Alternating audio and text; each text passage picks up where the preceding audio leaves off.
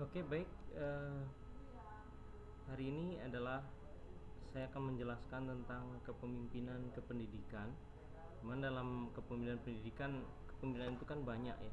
Cuma kita fokus pada kepemimpinan pendidikan. Perlu diingat bahwa eh, pemimpin itu tidak sama dengan manajer ya. Misalnya kalau di artis itu ada namanya manajer. Coba hubungi manajer saya. Artinya kalau manajer itu yang mengelola. Tapi kalau pemimpin adalah kaitannya dengan pengaruh. Seberapa besar orang itu bisa mempengaruhi bawahannya atau organisasinya. Nah, tapi seorang pemimpin juga itu bisa kita katakan manajer, di mana pada saat posisi dia sebagai manajer, yang mana dia bisa dikatakan sebagai pemimpin. Kalau kaitannya dengan administrasi, maka itu adalah pengelolaan administrasi atau pengelolaan keuangan, itu adalah kaitannya dengan manajer, sebagai manajer. Tapi kalau kaitannya dengan pengaruh atau mempengaruhi seseorang itu, maka itu adalah dia sebagai seorang pemimpin. Jadi harus bedakan mana pemimpin, yang mana manajer. Itu yang perlu Anda ketahui. Nah, kita fokus kepada pemimpin ya, kepemimpinan.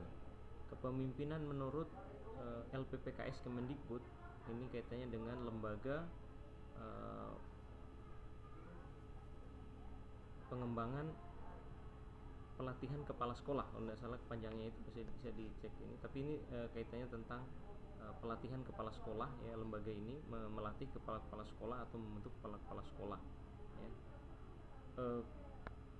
Kepemimpinan ada tiga, yaitu kepemimpinan spiritual, kepemimpinan pembelajar, dan kepemimpinan kewirausahaan. Kepemimpinan spiritual itu kaitannya bagaimana seseorang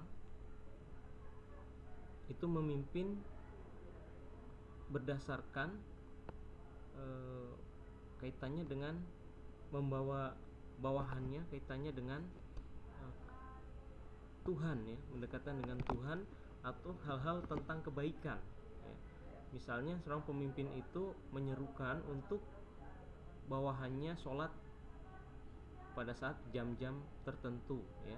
Misalnya pagi sholat duha, kemudian siangnya sholat duhur jamaah, itu kaitannya adalah pemimpinan spiritual ya. Berarti bagaimana membentuk perilaku bawahannya, dia mempengaruhi perilaku bawahannya untuk ke arah yang lebih baik, intinya itu untuk beramal, untuk menjenguk teman yang sakit, memberikan sedekah dan sebagainya. Itu pengaruhnya pimpinan itu terhadap kaitannya dengan spiritual. Jadi seperti itu.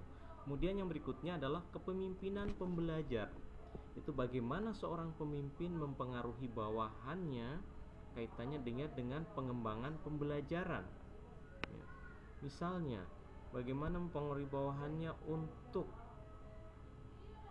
datang tepat waktu ya dalam kelas ya, kemudian menyiapkan RPP sesuai dengan aturannya, kemudian menyiapkan media pembelajaran, menyiapkan materinya ya. Nah, itu kaitannya dengan kepemimpinan pembelajar ya. Kemudian yang berikutnya adalah kepemimpinan kewirausahaan. Ini bukan berarti dia berusaha untuk menciptakan sebuah produk yang dijual, bukan hanya itu ya. Tapi bagaimana seorang pemimpin itu bekerja keras ya untuk mempengaruhi bawahannya, untuk mempengaruhi anak buahnya untuk lebih bekerja keras. Misalnya di sekolah itu tidak punya media pembelajaran tertentu ya. Nah, bagaimana seorang pemimpin itu mempengaruhi bawahannya? Bagaimana loh kita buat media alternatif, kita buat laboratorium alternatif ya. Seperti yang dicontohkan di dalam Laskar Pelangi dalam film itu, bahwa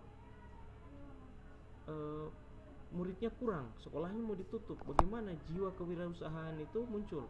Ya gurunya mencari siswa, bangkunya kurang, mau beli nggak ada uang, gimana? Ya kita perbaiki bangku-bangku yang rusak. Nah, itulah jiwa kewirausahaan seorang pemimpin ya. Nah, jadi spiritual itu kaitannya dengan keagamaan, kebaikan ya. menuju akhirat tentunya, hubungan sosial juga, yaitu kepemimpinan spiritual. Kepemimpinan pembelajar kaitannya dengan perbaikan proses pembelajaran, bagaimana mempengaruhi guru-guru, mempengaruhi siswa untuk memperbaiki proses pembelajaran. Kepemimpinan kewirausahaan kaitannya dengan kerja keras seorang pemimpin, memberikan contoh teladan untuk membawa bawahannya lebih maju dengan cara apapun demi terciptanya hasil belajar yang efektif, kemudian proses pembelajaran yang sesuai harapan dan sebagainya, ya. Jadi 3 itu. Kemudian yang ini beberapa definisi ya tentang kepemimpinan.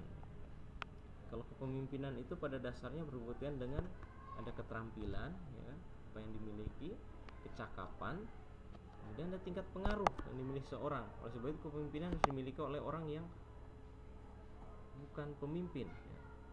Kepemimpinan bisa dimiliki oleh orang yang bukan pemimpin, misalnya dia cakap, ya, dia punya pengaruh, dia punya keterampilan, itu bisa saja, tapi bukan pemimpin. Tapi kalau kita lihat dalam Al-Quran itu kan bahwa kita semua adalah pemimpin, minimal memimpin diri kita sendiri. Nah, kaitannya di sini adalah kepemimpinan di dalam pendidikan, ya tentunya kepemimpinan dalam pendidikan adalah kepala sekolah, ya. Kalau misalnya di sekolah tentu kepala sekolah yang kita akan pilih, walaupun guru-guru itu masing-masing kepemimpin juga gitu, ya. Itu kaitannya dengan kepala sekolah atau pimpinan yang ada di sekolah gitu. Nah, inti dari orang pemimpin adalah mampu mempengaruhi bawahannya. Ya, ada pemimpin yang tidak didengar oleh bawahannya, ada.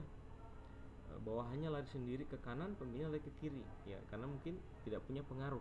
Tapi manakala dia sudah punya pengaruh, ya bawahannya kan kita bisa mutasikan, kita bisa skors, kita bisa lakukan hukuman dan sebagainya, ya karena itu adanya pengaruh dari diri kita. Tentu kenapa harus mempengaruhi, ya tentu ada tujuannya apa. Misalnya guru ini nggak masuk, ya nantinya dampaknya adalah mata pelajarannya berkurang, jamnya gitu ya. Jadi jamnya sudah habis, mata pelajarannya belum habis. Nah, gimana mempengaruhi guru itu supaya guru itu bisa aktif? Nah, itulah tugas seorang pemimpin, ya. Kemudian, nah ini, pemimpin adalah seorang pribadi yang memiliki kecakapan dan kelebihan, khususnya kecakapan atau kelebihan di suatu bidang sehingga mampu mempengaruhi orang lain, ya tentu ada mempengaruhi orang lain. Kemudian ini ada beberapa kriteria, ada 4 kriteria seorang pemimpin. Yang pertama, mempunyai pengaruh, mempunyai kekuasaan, mempunyai wewenang, dan mempunyai pengikut, ya. Jadi ada kriteria ini tentu mempunyai pengaruh. Pengaruhnya seperti yang saya contohkan tadi, bahwa orang pemimpin itu harus punya pengaruh, bagaimana mempengaruhi bawahannya untuk mengikuti apa yang dia mau, atau ada apa aturan yang ada yang untuk kita ikuti. Kemudian yang berikutnya adalah mempunyai kekuasaan. Nah, di sini antara kekuasaan dan wewenang ini hampir sama, tapi tentu ada perbedaan, ya. Kekuasaan adalah mau memerintah, ya. Punya wewenang juga, bisa mau memerintah dan bisa juga melakukan tindakan. Wewenang apa? Dia hampir sama sebenarnya kedua ini, tapi mungkin secara spesifik akan berbeda kalau Anda ya ini kan authority atau otoritas, ya wewenang. Tapi di dalam wewenang tentu ada kekuasaan gitu. Untuk apa yang dia lakukan? Nanti Anda cari apa perbedaan ininya. Tapi kalau menurut saya sih ini hampir sama. Kalau di mana dia punya wewenang, pasti dia punya kekuasaan. Kalau dia punya kekuasaan, pasti ada wewenang di dalamnya. Nah, tentu yang berikutnya adalah pengikut. Pengikut tentunya kalau kepala sekolah ya guru dan siswanya. Ya kalau hanya pimpinannya nggak ada pengikut, nggak akan mungkin. Siapa yang mau diperintah, nggak ada. Nah, wewenang dan kekuasaan ini diberikan adalah melalui adanya mandat atau SK, ya, surat keputusan. Nggak mungkin tiba-tiba dia jadi kepala sekolah kalau nggak ada surat keputusan atau nggak ada kesepakatan bersama atau apapun itu, ya. Jadi kriterianya ada keempat ini. Kemudian, nah ini dalam Islam ada istilahnya sidik, fatonah, amanah, dan tabligh. Nah, sidik artinya adalah jujur, benar. Pokoknya kaitannya dengan sidik itu jujur, benar, integritas tinggi, dia jarang membuat kesalahan atau bahkan tidak punya kesalahan, yaitu sidik. Tapi Anda lihat kalau dia tidak selalu berbuat salah, suruh orang datang dan dia tidak datang, berarti itu bukan sidik lagi. Kemudian fatonah, nah itu fatonah Anda punya kemampuan, yaitu cerdas, memiliki intelektual, profesional dan sebagainya, itu fatonah. Nah itu sidik tadi sudah jujur, benar, tidak sering buat kesalahan, cerdas lagi itu fatonahnya. Kemudian amanah, nah ini lagi dapat dipercaya, akuntabel, memiliki legitimasi, akuntabel. Kemudian tablik, ya menyampaikan kebaikan, ya, risalah kebenaran dan sebagainya. Apa seperti inikah semuanya? Itu kita pemimpin yang ada yang pernah Anda lihat, apakah mencakup ini? Ya Anda yang tahu saja. Jadi sidik, jujur, ya sudah, baru habis itu sudah pintar atau kemudian dapat dipercaya, kemudian menyampaikan kebenaran. Jadi yang 4 ini, ya. Nah, nanti ada beberapa integritas tinggi, terjaga dari kesalahan dan sebagainya. Ya kalau sudah orang jujur, benar, pasti kesalahannya nggak ada, berintegritas ya. Kalau cerdas berarti hebat, integritas, profesional. Kalau amanah pasti dapat dipercaya ya, bisa pertanggungjawabannya bagus, sesuai aturan dan sebagainya. Nah menyampaikan kebaikan, ya apa yang jelek ya dia ini dia sampaikan, apapun walaupun itu pahit, katanya gitu ya. Kemudian ini ada macam-macam gaya. Yang pertama gaya otoriter, mungkin sudah otoriter, pokoknya main perintah ya, pokoknya maunya ini harus begini, undang-undang begini, harus begini gitu. Itu otoriter dia. Tapi kalau demokratis lain lagi. Demokratis adalah masih punya negosiasi dan sebagainya ya. Nah, kalau ini gaya bebas, ini gabungan di antara keduanya, mungkin kadang otoriter, kadang demokratis gitu ya. Saya rasa ini sudah Anda pahami otoriter seperti apa, demokratis yang seperti apa, itu contohnya sudah bisa ini. Ya mungkin nanti di sini hati-hati kalau ada soalnya, ada soal studi kasus ya. Studi kasus tentang gaya kepemimpinan seperti ini, dia masuk yang mana, gaya bebas kah, gaya demokratis atau otoriter. Kemudian nah ini ditinjau dari kepribadian ya. Ya, ada kepribadian katanya ya, otoriter tetap ada ya, karismatis.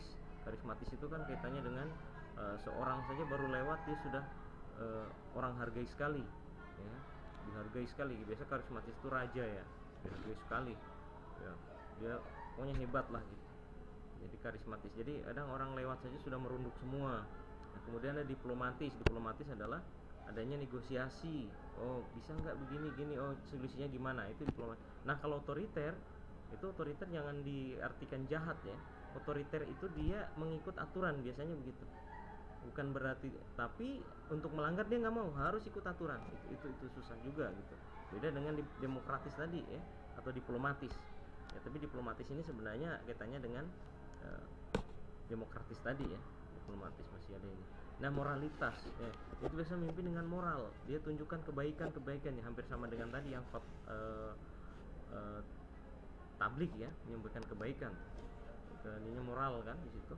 Nah tapi sebenarnya ini karismatis, diplomatis, otoriter ya, tergantung orang menilainya yang mana yang lebih bagus gitu. Tapi otoriter juga bagus sebenarnya karena dia tidak melanggar aturan. Aturan begini ya kita ikuti aturan yang ada gitu. Tapi kalau diplomatis lain lagi, aturannya begini, bisa nggak kita buat seperti ini, bisa nggak kita buat, tapi asal jangan melanggar aturan ya. Oke. Saya rasa itu untuk kepemimpinan, mudah-mudahan bisa dipahami mulai dari awalnya. Saya rasa cukup. Silahkan Anda download ataupun Anda kan bisa ambil di website ini, ataupun bisa ambil di ruangan saya untuk filenya. Terima kasih. Assalamualaikum warahmatullahi wabarakatuh. Apa kamu? Bentar ya, saya belum nilai.